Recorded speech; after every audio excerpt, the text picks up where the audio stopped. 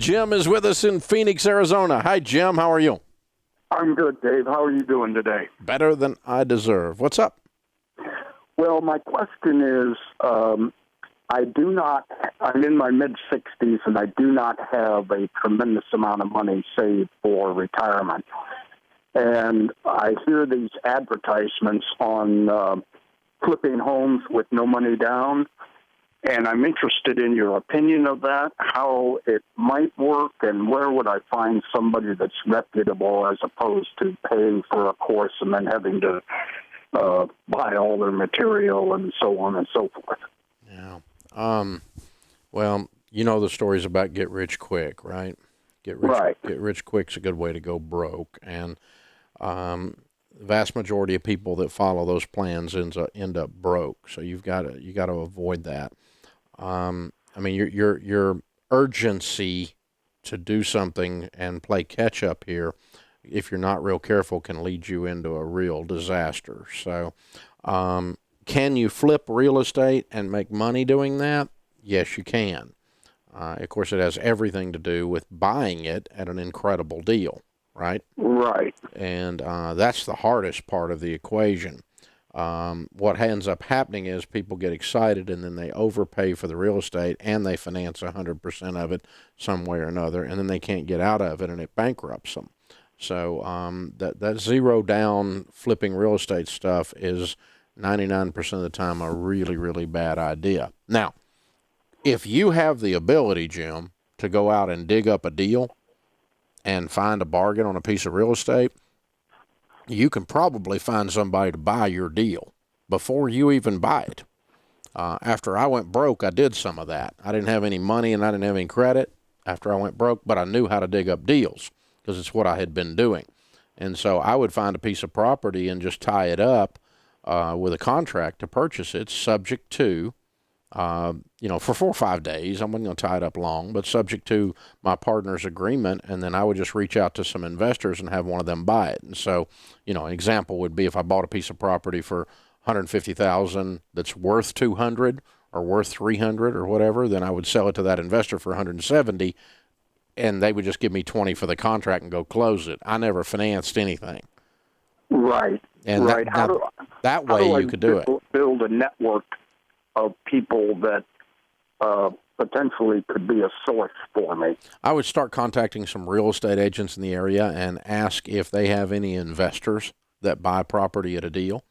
And most of them have an investor or two in their pocket that if I found a property at 70 cents on the dollar, would you have a cash buyer that could close quickly? It could close in a couple days. And, okay. Talk to some and if you don't, who in your office does that kind of thing? And there's some good realtors out there that aren't working just retail. They have a few wholesale buyers in their pocket out there, some guys that are gals that are players. The other thing is there used to be, and it'll depend on the city, there might be a club in the area, a real estate investors club in the Phoenix area. I don't know if there is or not. There's one in Nashville where I live. Mm-hmm. And you could just become a member of that club and get to meet some of those men and women that do that and just talk to them over a cup of coffee and just say, what if I found a property at 70 cents on the dollar? Would you give me a spread on that and close it quickly? And do you have that cash ability? And just, you learn some of those folks. And you can, again, develop. I had, 30 or 40 people that could do a deal like that in my pocket back in that day. And because I didn't have a dime, and I certainly wasn't anybody loaning me money, I just come through a bankruptcy. So, right. But here's the thing: the old saying is true. Money is not hard to find. Deals and ideas are hard to find. Right.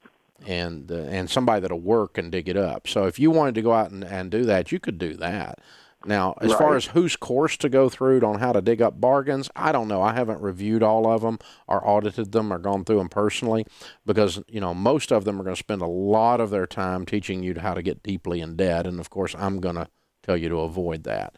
But looking at foreclosures, looking at bankruptcy deals, and doing pre-foreclosure, post-foreclosure, which is an REO, a real estate owned in a bank. When a bank owns the property, what are they going to do with it? Sometimes you can get a deal there.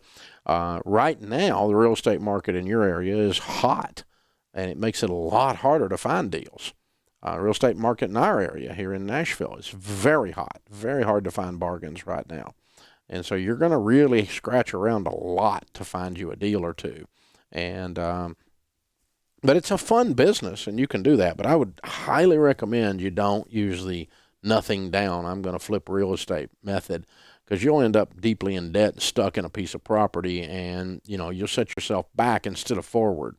And be careful. Every time I get desperate and I feel that urgency because I'm a little desperate, that's when I get stupid. So just avoid that. Thanks, Jim. Hey guys, thanks for watching. If you enjoyed this video, click the subscribe button to get the latest content and check out these other great clips from the show. And so you have to break the cycle. You have to flip this thing on its head and make it behave. You've got to get so fired up and wired up that your broke friends think you've lost your mind.